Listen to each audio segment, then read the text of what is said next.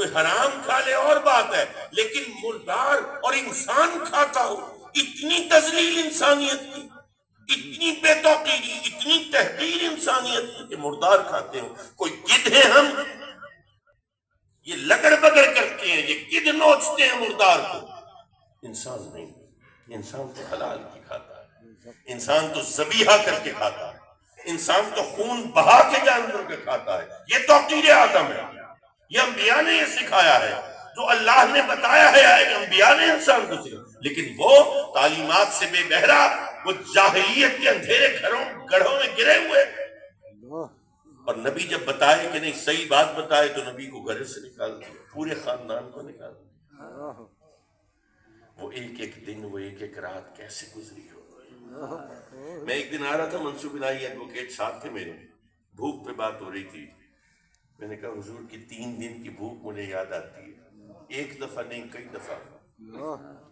ایک دن ایک صحابی آئے، انہوں نے کوئی نذرانہ کھجوروں کا دیا، سردار نے اونک بھری ایسے کھجوروں کی اس ٹوکرے میں سے، اور ایک صحابی کو دیا، یہ میرے گھر لے جا، میرے بچے بھوکے ہیں 3 دن سے کچھ کھایا نہیں۔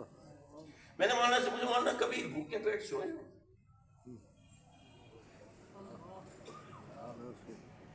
ایک ایک آنت بتاتی ہے سونا بھوکے پیٹ کیا ہوتا ہے، ایک ایک آنت بتاتی ہے۔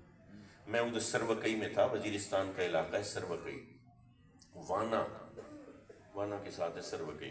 یہ بروند جو بیت اللہ محسود کا گاؤں تھا نا، اس سے تھوڑے سے فاصلے پہ، وہاں پہ نا طالبان نے ہمیں محصور کر لیا تھا۔ ہم 65 فوجی تھے، قلعے کے باہر نہیں نکل سکتے تھے، ہماری کمک نہیں پہنچ سکتی تھی، درمیانی راستے جو تھے نا انہوں نے مسدود کر دیے تھے، تو ہمارے پاس کھانے کے لیے کچھ نہیں ہوتا تھا۔ تو شروع میں ہمارے پاس صرف چائے بچ گئی تھی اور آٹا بچ گیا، تو ہم کیا کرتے تھے، وہ آٹا بھی تھوڑا تھا، تو جو جوان تھے ان کو ہم دیتے تھے 1.5 روٹی، اور جو افسر تھے ان کو دیتے تھے آدھی روٹی، کیونکہ جوان نے کام بھی محنت بھی اس حساب سے کرنی ہوتی تھی، افسر نے ذرا انسپیکشن وغیرہ کھڑا ہے، تھوڑا بہت چل رہا ہے، تو ریکوائرمنٹ کے اعتبار سے، کیلریز جو جسم کے اعتبار سے، تو ہم نے فیصلہ کیا کہ اس کو 3 گنا چاہیے، تو 1.5 روٹی وہ کھاتا تھا سارے دن میں، اور دودھ تھا نہیں تو وہ کالی چائے قہوے والی وہ پی لیتے تھے۔ پھر ایک وقت آیا وہ بھی ختم ہو گیا، پھر ہم ایک دن چھوڑ کے دوسرے دن ہم نے کام شام کہا کہ نہیں کرنا چاہیے، ذرا تھوڑا حوصلہ، تھوڑا آرام کرو، بس آنکھیں کھلی رکھو، اتنی طاقت ہو کہ بندوق چل جائے۔ تو کبھی کبھار ایسا ہوتا تھا کہ بھوکا پیٹ سونا پڑتا تھا، تو جب بھوکا پیٹ سوتے تھے تو پتہ چلتا تھا میرے نبی کے خاندان نے کیسے کیا،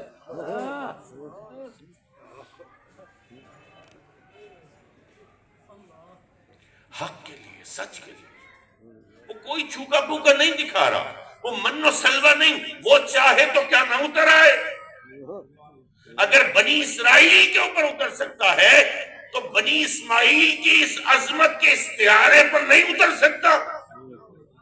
پوری کائنات کی نعمتیں جس کے لیے مارز وجود میں آئی ہوں، ارے جو خود ایک نعمت عظمیٰ ہو، جو سب سے بڑی نعمت ہو، جو رب کی رحمت کا اظہار ہو، جو مجسم رب تعالیٰ کی رحمت ہو، وہ چاہے تو کیا نہ اتر آئے۔ میں پہلے عمرے پہ گیا، مکہ سے مدینہ کے